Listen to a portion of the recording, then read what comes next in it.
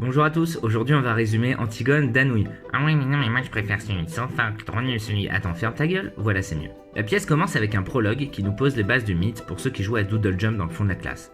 On est à Thèbes, le roi Oedipe est mort. Mais ballot, Oedipe n'a pas eu un mais deux fils, Éthéocle et Polynice. Ces derniers se mettent d'accord pour régner un an sur deux. Sauf que toi-même tu sais que quand tu joues à FIFA, t'as pas toujours envie de lâcher la manette. Bah là c'est pareil, après un an de règne, Éthéocle veut pas lâcher le pouvoir et les deux frères s'entretuent. Créon, le tonton, reprend le trône et prend parti pour ce rageux d'Éthéocle. Il affirme que son frère Polynice est un traître et qu'il ne faut pas l'enterrer dignement, comme ça il ira pas au paradis. Et si jamais t'essayes, c'est la peine de mort. Antigone dans le Schmilblick, c'est la fille d'Oedipe, donc la sœur de Polynice et Éthéocle, donc la nièce de Créon. T'as capté? Bon allez, fin de prologue. La pièce commence sur Antigone qui rentre discret chez elle à l'aube, mais qui se fait gauler par sa nourrice qui la défonce. Ismène, la sœur d'Antigone, arrive. Les deux sœurs discutent et là on comprend les cachotteries d'Antigone. Antigone veut rendre ses devoirs funèbres à son frère Polynice et l'enterrer malgré l'interdiction. Sa sœur Ismène, au courant du projet, essaye de l'en dissuader, mais Antigone ne veut rien entendre. Consequently, Antigone décide de break up avec son fiancé Aémon.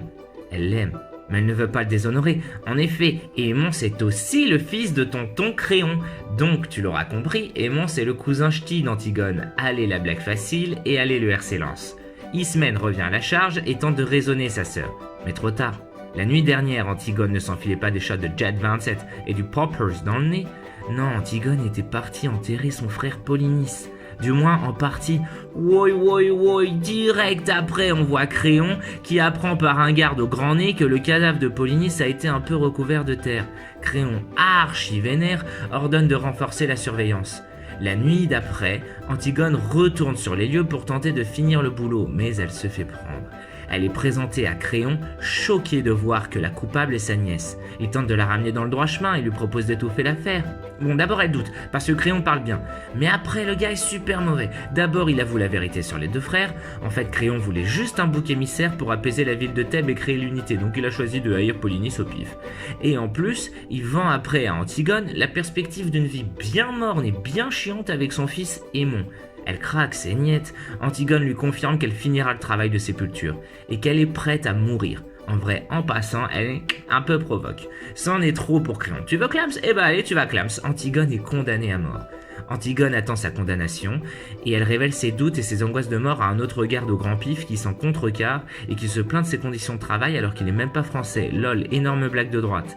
La sentence tombe, Antigone sera enterrée vivante. Mais trop tard, Antigone s'est déjà pendue. Créon apprend ensuite qu'en conséquence son fils Aémon s'est suicidé, et ensuite qu'en conséquence la mère de Aémon, donc la femme de Créon, s'est suicidée aussi. Un peu comme quand tu vois quelqu'un vomir, tu vomis, puis ton voisin vomit en te voyant vomir, etc. Créon reste seul, le cœur clôt la pièce presque ironique face à la situation. Je vous laisse avec une citation d'Antigone. Je le comprends seulement maintenant combien c'était simple de vivre.